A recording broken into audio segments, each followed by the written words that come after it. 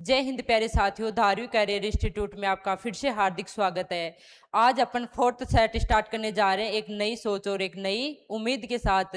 तो आज की अपनी सोच क्या है देखना प्यारे साथी। उम्र कभी थका नहीं सकती, ठोकरें कभी गिरा नहीं सकती। उम्र कभी थका नहीं सकती, ठोकरें कभी गिरा नहीं सकती। अगर जीतने की जिद हो तो हार भी हरा नहीं सकती। तो इसी सोच के साथ सभी साथी अपने प्रैक्टिस सेट को साथ साथ पढ़ते रहिए। तो देखो आज का अपना पहला क्वेश्चन क्या है। केरल के वर्तमान मुख्यमंत्री कौन है? केरल के वर्तमान मुख्यमंत्री कौन है भाई? वर्तमान मुख्यमंत्री कौन है? वीडी सतीशन। ये सतीशान नहीं है भाई, सतीशन है। वीडी सतीशन ये 13वें क्रम के क्या बने हैं? मुख्यमंत्री बने हैं। 13वें क्रम के मुख्यमंत्री। 13 क्रम के मुख्यमंत्री बने हैं। इन्होंने 18 मई इन्होंने 18 मई 2026 को क्या किया है? पदभार ग्रहण किया है। आगे देखो साथी, निम्नलिखित में से किस भारतीय राज्य में गणगौर त्योहार मनाया जाता है? गणगौर त्योहार किस राज्य में मनाया जाता है? राजस्थान में मनाया जाता है। भाई राजस्थान के मैंने सभी राज्य के त्योहार और उत्सव कराए, तो राजस्थान की ओर मैंने क्या क्या बताए थे आपको? पुष्कर मेला, कपिल मुनि मेला, कोलायत उत्सव, बूंदी उत्सव, मरु महोत्सव, और क्या बताए थे मैंने? वहां के मामोसर मेला राजस्थान के बताए थे। मणिपुर के क्या बताए थे भाई मैंने? संघाई बताया था आपको, चेरी ब्लॉसम, चेरी ओबा, चुम्भा, और क्या बताए थे मैंने? यहाँ के ढोल बजाई, ढोल जात्रा। और कर्नाटक के क्या बताए थे भाई? हम्पी पट्टादकल, करगा, मूंगफली, गोबे हम्बा। कहाँ के बताए थे? कर्नाटक के। केरल के भाई क्या बताए थे? विशु, ओणम और कल्लम काली बोट रेस भी बताए थे। ये इंपॉर्टेंट है भाई, केरल वाले विशु ओणम भी इंपॉर्टेंट है। आगे देखना भाई, 13 अप्रैल 1919 को भारत में कौन सी घटना हुई थी?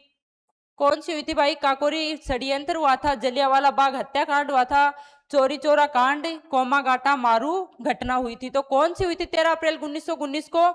जलियांवाला बाग हत्याकांड हुआ था। कहां हुआ था? अमृतसर, पंजाब में, जो मैंने पहले भी प्रैक्टिस सेट में बता चुकी आपको। अमृतसर, पंजाब में। इसी दिन पंजाब के लेफ्टिनेंट गवर्नर माइकल ओडायर ने जनरल डायर को आदेश दिए कि भारतीयों पर निहत्थे गोली चलाएं, और उसी में हजारों की संख्या में भारतीय मारे गए थे। तो भाई काकोरी षड्यंत्र कब हुआ था? ये हुआ था 9 अगस्त 1925 को। 9 अगस्त 1925 को हुआ था। इसमें एचआरए के सदस्य ने क्या हुआ? सहारनपुर से लाहौर जा रही 8 टाउन मालगाड़ी ट्रेन को लूटा था काकोरी नामक स्थान पे। आगे देखो, भारत का प्रथम नागरिक कौन है? ये पहले भी प्रैक्टिस सेट में मैं करा चुकी। प्रथम नागरिक कौन है? राष्ट्रपति। आर्टिकल 51 के तहत देश का सर्वोच्च नागरिक कौन है? राष्ट्रपति। और संघ की कार्यपालिका शक्ति भी किसमें निहित है? राष्ट्रपति में है। आगे देखो भाई, भारत के उत्तरी मैदानों में सबसे लंबी नदी कौन सी है? उत्तरी मैदानों में बहने वाली सबसे लंबी नदी कौन सी है? गंगा नदी, 25 किलोमीटर की। भारत में बहने वाली भी सबसे लंबी नदी कौन सी है? गंगा नदी। भाई ब्रह्मपुत्र नदी का उद्गम कहां से होता है? कैलाश पर्वत के पास, कैलाश पर्वत के नीचे। कैलाश पर्वत के नीचे क्या है? मानसरोवर झील। मानसरोवर झील से इसका क्या होता है? उद्गम होता है। उद्गम होने के बाद ये अरुणाचल प्रदेश से क्या करती है? भारत में प्रवेश करती है। भारत में प्रवेश करने के बाद ब्रह्मपुत्र नदी को दिहांग या सिहांग नदी के नाम से जाना जाता है। अरुणाचल प्रदेश, असम और वेस्ट बंगाल में बहती हुई कहां चली जाती है? बांग्लादेश में। तो बांग्लादेश में इस नदी को किस नाम से जाना जाता है? जमुना नदी के नाम से जाना जाता है। और इसका उद्गम कहां से होता है? जो ब्रह्मपुत्र नदी का उद्गम होता है मानसरोवर झील से, उसी पे इसको किस नाम से जाना जाता है? सांगपो नदी के नाम से जाना जाता है। आगे देखो साथी, अर्जुन पुरस्कार विजेता हरमनप्रीत सिंह किस खेल से संबंधित है? अर्जुन पुरस्कार विजेता हरमनप्रीत सिंह किस खेल से संबंधित है? हॉकी से है। जो हरमनप्रीत सिंह 2021 के टोक्यो ओलंपिक 2021 के टोक्यो ओलंपिक में इन्होंने क्या जीता? अर्जुन पुरस्कार विजेता विजेता हुआ, इसको अर्जुन पुरस्कार मिला। तो इसमें क्या हुआ, इसी समय यहाँ के कप्तान कौन थे 2021 के टोक्यो ओलंपिक में? यहाँ के कप्तान कौन थे? मनप्रीत सिंह थे भाई, मनप्रीत सिंह। 2024 के जो टोक्यो ओलंपिक हुए हैं, 2024 के पेरिस फ्रांस में हुए हैं, टोक्यो में सॉरी, पेरिस फ्रांस से 2024 के ओलंपिक कहाँ हुए हैं भाई? पेरिस फ्रांस में हुए हैं, 33वें क्रम के हुए हैं। इसी समय यहाँ के कप्तान कौन थे भाई? हरमनप्रीत सिंह थे। 2024 के पेरिस फ्रांस में है, उस समय कप्तान कौन थे? हरमनप्रीत सिंह, हरमनप्रीत सिंह है। इसी समय इनको क्या मिला है भाई? इनको पुरस्कार मिला है। और इस हॉकी का, ओलंपिक में हॉकी का क्या रहा? सर्वश्रेष्ठ प्रदर्शन रहा है। हॉकी टीम ने ओलंपिक में अब तक कितने मेडल जीत लिए? 13 मेडल जीते हैं। 13 मेडल में से 8 क्या जीत लिए? गोल्ड जीत लिया, 1 सिल्वर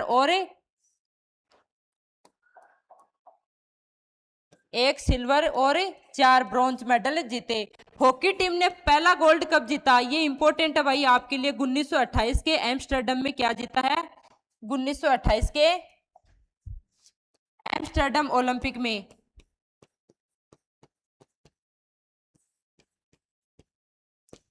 एम्स्टर्डम ओलंपिक में पहला गोल्ड जीता हॉकी टीम ने। अंतिम गोल्ड कब जीता? अभी तक 1980 के मैक्सिको में अंतिम गोल्ड जीता। इस समय यहाँ के कप्तान कौन थे? वासुदेव भास्करन थे। कप्तान याद रखने जरूरी है भाई, वासुदेव भास्करन थे। उसके बाद अभी भी आज तक हॉकी टीम ने गोल्ड नहीं जीता। 2021 के टोक्यो ओलंपिक में ब्रॉन्ज मेडल जीता था। 2024 के पेरिस ओलंपिक में भी क्या जीता है? ब्रॉन्ज मेडल जीता है। तो ये जो पहला गोल्ड जीता था, इस समय भारतीय टीम के कप्तान कौन थे भाई? जयपाल सिंह मुंडा थे, जयपाल सिंह मुंडा। और ये वेरी वेरी इंपॉर्टेंट याद रखना, 2024 के पेरिस ओलंपिक में जो कप्तान थे हरमनप्रीत सिंह, इसको क्या मिला है? मेजर ध्यानचंद अवार्ड 2024 का इसको मिला है, जो खेल पुरस्कार में दिए जाने वाला सर्वोच्च मेडल है, जिसको पहले राजीव गांधी पुरस्कार के नाम से, राजीव गांधी पुरस्कार नाम से भी जाना जाता था। आगे देखो, संविधान के प्रदत्त मौलिक अधिकारों का संरक्षक कौन है? संविधान मौलिक अधिकारों की सुरक्षा कवच कौन है भाई? सर्वोच्च न्यायालय। आगे देखो, बुद्ध ने किस भाषा में उपदेश दिए? गौतम बुद्ध ने किस भाषा में अपने उपदेश दिए थे? पाली भाषा में अपने उपदेश दिए। महावीर स्वामी ने किस भाषा में उपदेश दिए थे? प्राकृत भाषा में उपदेश दिए थे। और इसने जो महात्मा बुद्ध ने उपदेश कब दिए? ये 29 वर्ष की आयु में गृह त्याग कर दिया था। गृह त्याग करने के बाद इसने अपने तपस्या के 49वें दिन 35 वर्ष की आयु में इनको क्या हो गई थी? इनको ज्ञान की प्राप्ति हो गई, जिसको क्या बोला जाता है? धर्म चक्र प्रवर्तक बोला जाता है। तो आगे देखो भाई,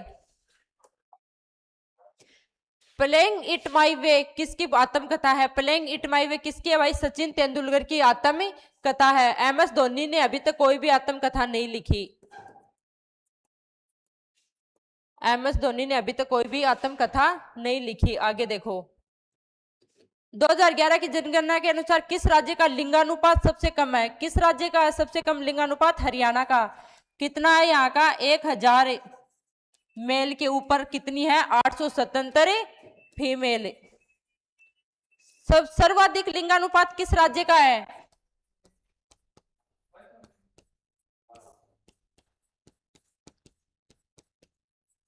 सर्वाधिक लिंगानुपात वाला राज्य, सर्वाधिक लिंगानुपात वाला राज्य कौन सा है भाई? केरल। आगे देखो, खेतड़ी खदानें किस राज्य में स्थित है? ये तो सबको पता होगा, खेतड़ी की खदानें कहाँ है? राजस्थान। आगे देखो, मास्टर रैंक किस बल रक्षा बल से संबंधित है? मास्टर रैंक किस रक्षा बल से संबंधित है? Indian army, Indian navy, ITBP और BSF। तो भाई मास्टर रैंक किससे है? इंडियन नेवी से संबंधित है। आगे देखो, इनमें से कौन से अनुच्छेद में इंडिया के लिए भारत शब्द का प्रयोग किया गया? आर्टिकल 1 में भारत राज्यों का संघ अर्थात इंडिया है। आगे देखो, निम्नलिखित में से कौन सी योजना 2023 में शुरू की गई? कौन सी योजना की गई थी भाई? प्रधानमंत्री विश्वकर्मा योजना की गई थी। इसमें क्या था? पारंपरिक पारंपरिक कारीगरी और वास्तुशिल्प और शिल्पकार, कारीगर और शिल्पकार का सामर्थ्य करना, शिल्पकार का सामर्थ्य करना, ये क्या था, इसका उद्देश्य था। आगे देखो, 1885 में स्थापित भारतीय राष्ट्रीय कांग्रेस के प्रथम अध्यक्ष कौन थे? भाई कांग्रेस, जो भारतीय राष्ट्रीय कांग्रेस की प्रथम मीटिंग कब हुई थी? 28 दिसंबर 1985 को, 1885 को। कहा हुई? बंबई। बंबई में भी कहा? गोकुलदास तेजपाल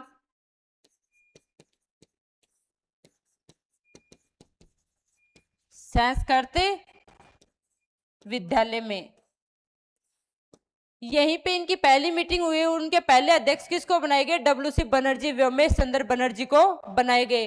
तो कांग्रेस की स्थापना किसने की थी? 1884 में कांग्रेस की स्थापना की थी एओ ह्यूम ने।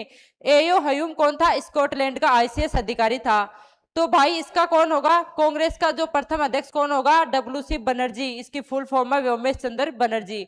आज के लिए इतना ही प्यारे साथियों। जय हिंद, जय भारत। हेलो स्टूडेंट्स, कैसे आप सभी? आई होप आप ठीक हो गए। चलो शुरू करते हैं साइंस के सवाल, ठीक है। पहला सवाल, कोशिक में नाभिका की खोज किसने की थी? मैंने बिल्कुल कल भी बताया था आपको कि कोशिका में नाभिक की खोज रॉबर्ट ब्राउन ने की थी।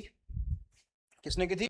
रॉबर्ट ब्राउन ने। कब की थी बेटा? साल भी याद रखना है, 1831 में की थी। गोल्गी ने क्या ढूंढा था? गोल्गी बॉडीज ढूंढी थी बेटा।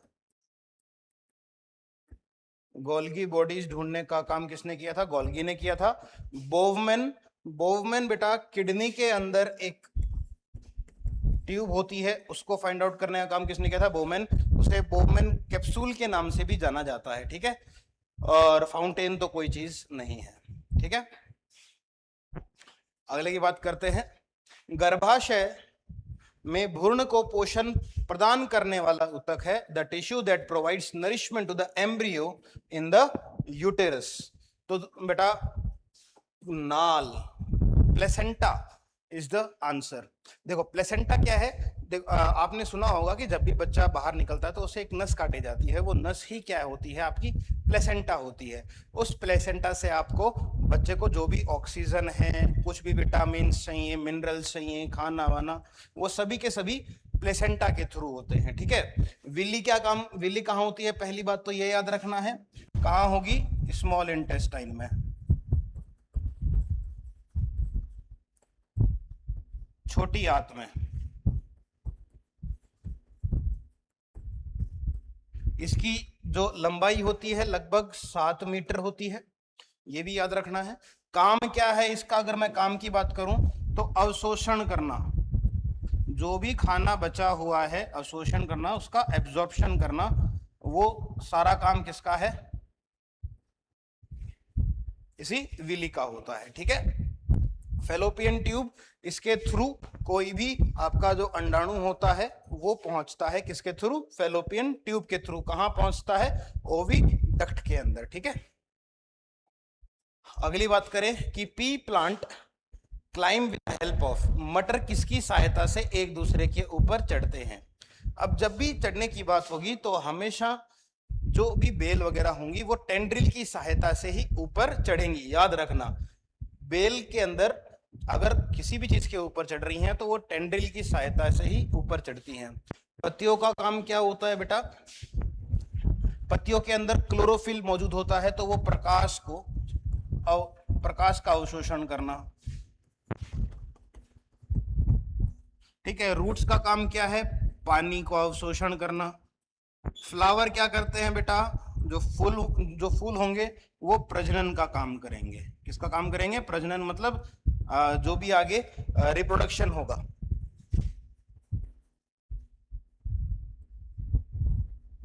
सनलाइट अवशोषण, प्रकाश मतलब सनलाइट एब्जॉर्प्शन, और पानी मतलब वाटर, पता ही है। ओके, याद रहेंगी इतनी बातें। अगला सवाल देखते हैं। निम्न में से किसे पावर हाउस कहा जाता है, which is known as the power house of the cell. तो बेटा माइटोकॉन्ड्रिया को क्या कहा जाता है, power house of the cell. Mitochondria क्या करता है, एटीपी के रूप में एनर्जी, जो एनर्जी है वो बनाता है। एटीपी की फुल फॉर्म याद रखनी है, एडिनोसिन ट्राइफॉस्फेट, एडिनोसिन ट्राइफॉस्फेट, याद रखेंगे ये बात। एडिनोसिन ट्राइफॉस्फेट नाम याद रखना है कि जो खाना होता है किस रूप में बनता है, एटीपी के ही रूप में बनता है। बोलो क्या बात याद रहेगी। बात करें क्लोरोफिल, तो क्लोरोफिल कहाँ होता है, पादप कोशिकाओं के पास में होता है, ठीक है। क्या काम करता है, खाना बनाने का काम करेगा। राइबोसोम, जितने भी प्रोटीन संश्लेषण का काम होगा, प्रोटीन के ऊपर जो भी काम होगा वो क्या होगा, राइबोसोम। इससे राइबोसोम को एक और नाम कहते हैं kitchen house of the cell, kitchen house of the cell, मतलब कोशिका का रसोई घर। क्या कहते हैं, कोशिका का रसोई घर कहते हैं। लाइजोसोम्स को हम क्या कहते हैं बेटा, सुसाइडल बैग्स,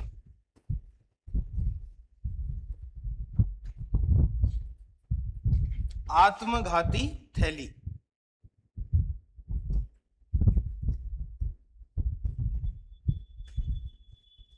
याद रखनी है इस चीज को, चारों को अच्छे से याद रखना है। अगले की बात करें, निम्नलिखित में से क्या मनुष्य के बौनेपन के लिए उत्तरदायी है। तो देखो, अगर कोई भी बौनापन अगर आ रहा है तो वो पिट्यूटरी ग्लैंड के कारण होता है। किस ग्लैंड के कारण होता है, पिट्यूटरी ग्लैंड, पिट्यूटरी ग्रंथि के कारण। थायरोक्सिन ग्लैंड जो होती है बेटा, थायरोक्सिन वो थायराइड ग्लैंड के थ्रू निकलता है, थायरोक्सिन, थायराइड ग्रंथि।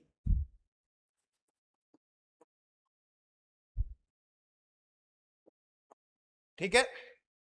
हम बात करें एड्रेनलिन, तो एड्रेनलिन, एड्रेनलिन ग्रंथि से ही निकलता है। इसे हम इमरजेंसी हार्मोन कहते हैं, याद रखना। क्या कहते हैं, इमरजेंसी हार्मोन कहते हैं, आपातकालीन हार्मोन। ठीक है। और पेनक्रियास क्या करते हैं बेटा, पेनक्रियाटिक जूस निकालते हैं, जिससे क्या बनता है, इंसुलिन बनता है। ठीक है, अग्नाशयी जूस निकालेंगे जिससे क्या बनेगा, आपका इंसुलिन बनेगा। अच्छा, इंसुलिन का प्रयोग कहां होता है, जिनको भी शुगर की बीमारी होती है तो जो वो इंजेक्शन लेते हैं वो इसी इंसुलिन के होते हैं। ठीक है, जिसको भी शुगर की बीमारी है वो जो इंजेक्शन वगैरह लेते हैं वो इसी इंसुलिन के लेते हैं, याद रखना। अगला सवाल देखते हैं, कार्बन की संयोजकता कितनी होती है, तो कार्बन की संयोजकता 4 होती है। ठीक है। अगला सवाल, मोमबत्ती के जलने के प्रक्रम में क्या होता है, केवल भौतिक अभिक्रियाएं, ओनली फिजिकल चेंज, केवल केमिकल रिएक्शंस, मतलब केमिकल चेंजेस, रासायनिक अभिक्रियाएं, दोनों होंगी, या फिर सिर्फ केमिकल परिवर्तन होगा। देखो, जब भी मोमबत्ती जलेगी तो दोनों काम होते हैं, कौन कौन से, फिजिकल भी होगा और केमिकल भी होगा। देखो, मोमबत्ती का पिघलना, याद रखना, मोमबत्ती का पिघलना भौतिक बदलाव है और मोमबत्ती का जलना रासायनिक है।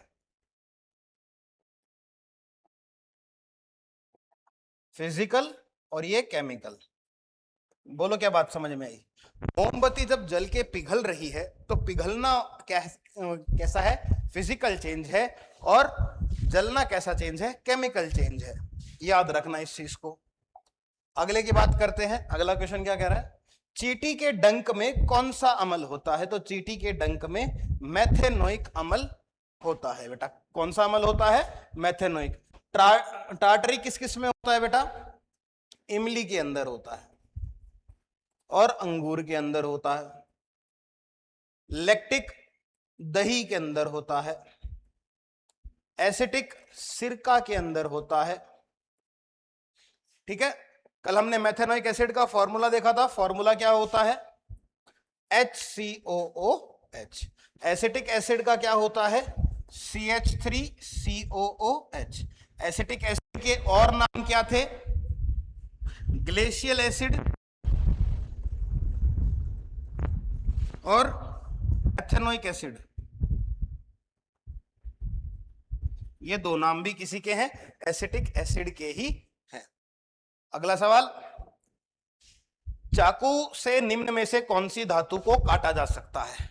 तो देखो, मैंने बताया था आपको धातु और अधातु के अंदर कि सोडियम जो है, सोडियम को, पोटेशियम को और सीजियम को, सोडियम, पोटेशियम और सीजियम, इन तीनों को ही आप चाकू से काट सकते हो। अगले की बात करें, which type of bond does carbon form? के कार्बन कौन से बंध बनाता है? तो कार्बन सहसंयोजक मतलब कोवेलेंट बॉन्ड बनाता है। कौन से बॉन्ड बनाता है? सहसंयोजक मतलब कोवेलेंट बॉन्ड। आयोनिक बॉन्ड कब बनते हैं बेटा? जब इलेक्ट्रॉन का क्या हो? आदान प्रदान हो, मतलब गेन, और अगर लूज ऑफ इलेक्ट्रॉन हो रहा है तब कैसा होगा? आयोनिक बॉन्ड बनेगा। धात्विक बंध दो धातुओं के बीच में लगने वाला है, दो मेटल्स के बीच में लगने वाला।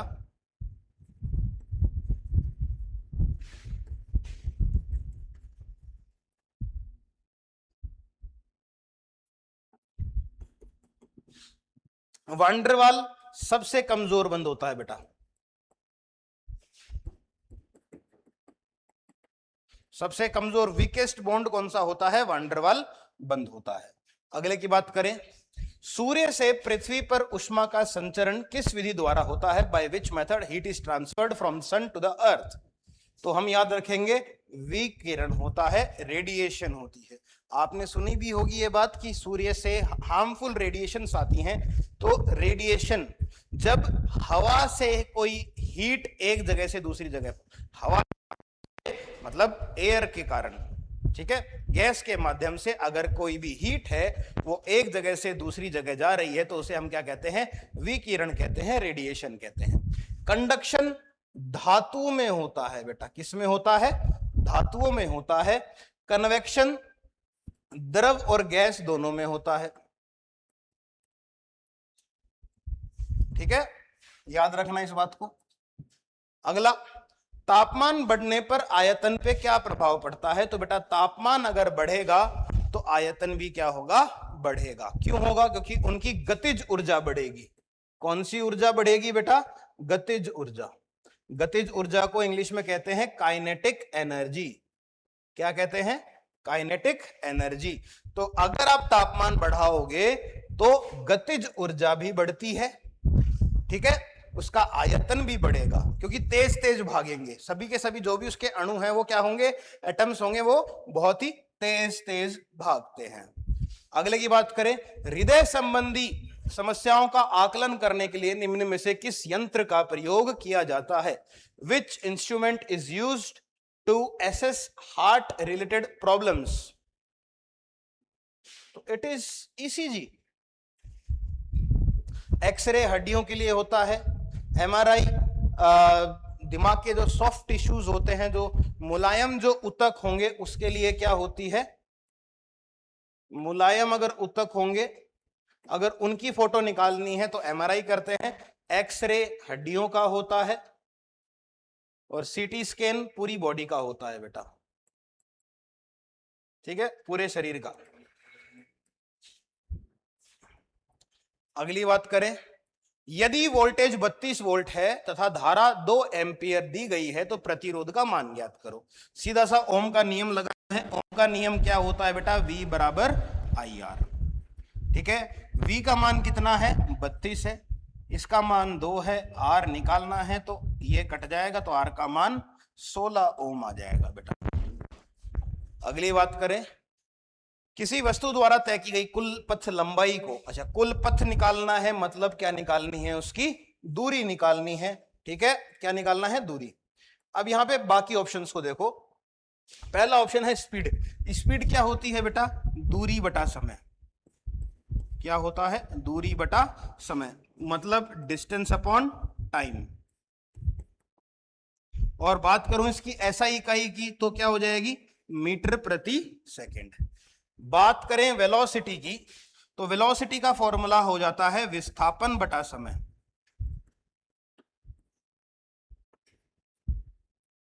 Displacement upon time.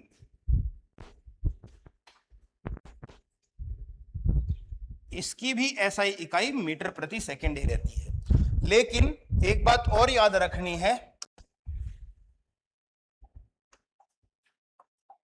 और वो बात यह है कि जो स्पीड है, जो रफ्तार है, जो वो कैसी होती है? अदिश राशि होती है। चाल जो होती है वो कैसी राशि होती है? अदिश राशि होती है। वहीं वेलोसिटी, वेग, कैसी राशि होती है? सदिश राशि होती है। अच्छा, अदिश को बोलते हैं स्केलर क्वांटिटी और सदिश को बोलते हैं वेक्टर क्वांटिटी। याद रखना कि जो यहां पे रफ्तार की जगह आप चाल लिख लीजिए, चाल। ठीक है, तो जो चाल होती है वो कैसी इकाई होती है बेटा? अदिश इकाई, अदिश राशि होती है। वहीं पे जो वेग होता है, जो वेलोसिटी होता है, वो सदिश होता है। ये अपने को याद रखना है। ओके, आज के क्वेश्चन इतने ही थे, मिलते हैं कल। मैथ के सवाल शुरू करते हैं। 11 को 100 से भाग देने पर दशमलव रूप क्या होगा? देखो, 11 को भाग देना है, किससे देना है? 100 से। अब जब ये 2 जीरो ऊपर जाएंगे तो 2 के बाद में क्या लग जाएगा? पॉइंट। तो ऑप्शन ए और डी दोनों सही है। ठीक है, बात करें अगला। उस लड़की के अंक क्या होंगे जो 400 में से 70% अंक प्राप्त करती है? तो देखो बेटा, कितने अंक प्राप्त किए? 400 में से कितने अंक प्राप्त किए उसने? 70%। तो मतलब 400 का 70% ही तो निकालना है। बोलो, क्या बात समझ में आई? 70% का मतलब बटे 100, डिवाइड में आ गया। 2 जीरो से 2 जीरो कटे, 7 चौक 28, 1 जीरो का 1 जीरो, तो उत्तर कितना हो जाएगा? 280। बोलो, क्या बात समझ में आई? अगला सवाल देखते हैं। इसको सॉल्व करना है। 24 भाग ब्रैकेट 3 गुणा 2 ब्रैकेट बंद। अब एक नियम होता है, हम सब ने पढ़ा है, कौन सा? बोर्ड मास। बी का मतलब होता है ब्रैकेट, मतलब सबसे पहले ब्रैकेट को सॉल्व करो बेटा। तो 24 भाग इन दोनों को 3 दूनी 6, तो इसका उत्तर कितना आ जाएगा? 4। बोलो, क्या बात समझ में आई?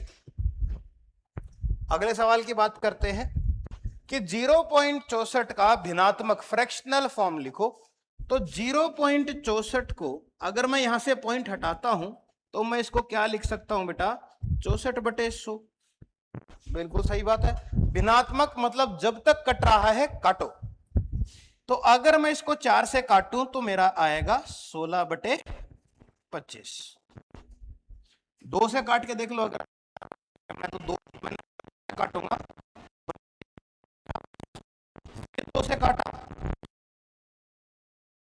तो उत्तर क्या होगा? 16/25। ठीक है, अगला सवाल।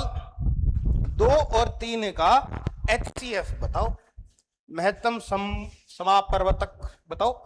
तो 2 और 3 को क्या 5 से भाग होते हैं? नहीं होते। क्या 3 से भाग होते हैं? नहीं होते। 1 से होते हैं? हाँ। 0 तो किसी का होता ही नहीं। तो सही उत्तर क्या बचा? 1। ठीक है, अगला सवाल। 100 और 200 का औसत क्या है? अच्छा, कितने नंबर हैं? 2 नंबर हैं। कौन कौन से? 100 प्लस 200। एवरेज निकालना है तो दोनों को जोड़ा, और कितने संख्या है वो कहां लिख दी? नीचे लिख दी। कितनी संख्याएं हैं? 2, नीचे लिख दिया। 100 और 200 को जोड़ा तो कितना आया?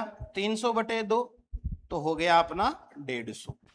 बोलो, क्या ऑप्शन नंबर ए? बोलो, बात समझ में आई? अगला सवाल देखो। प्रथम 4 सम प्राकृतिक संख्याओं का फर्स्ट 4 इवन नेचर कौन कौन सी होती हैं बेटा? 2, 4, 6, 8।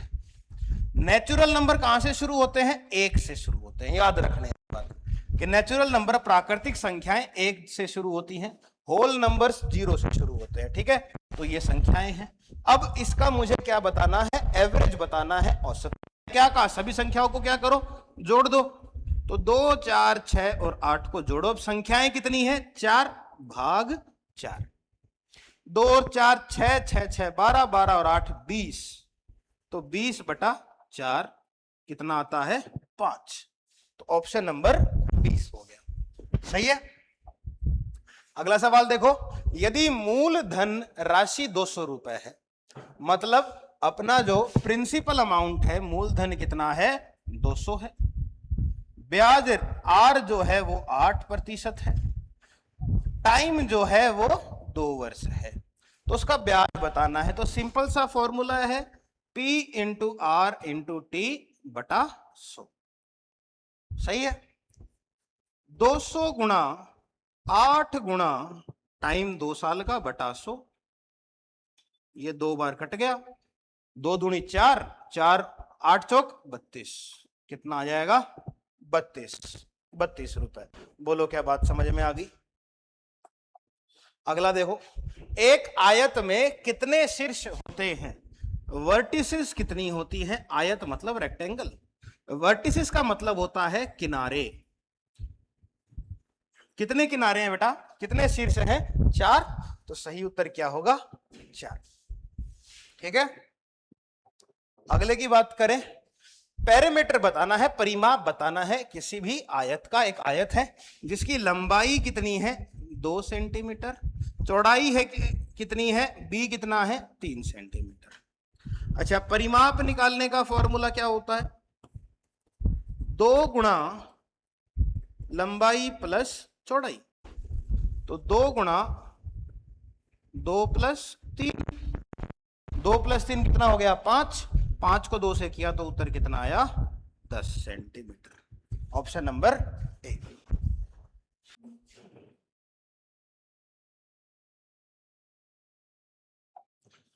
चलो भाई, अगला सवाल देखते हैं। अगला सवाल क्या कहता है भाई? देखो, अनुपात दे रखा है आपको। क्या दे रखा है? अनुपात 3 मीटर अनुपात 90 सेंटीमीटर। अब देखो, 1 मीटर में है, एक किसमें है? सेंटीमीटर में है। दोनों को बराबर करना है। तो 1 मीटर में कितने सेंटीमीटर होते हैं? साहब 300 होते हैं। तो 300 अनुपात 90। 0 से 0 घटा। 3 का पहाड़ा बोलो। 10 बार 30 और 3 बार 9। तो उत्तर कौन सा आएगा?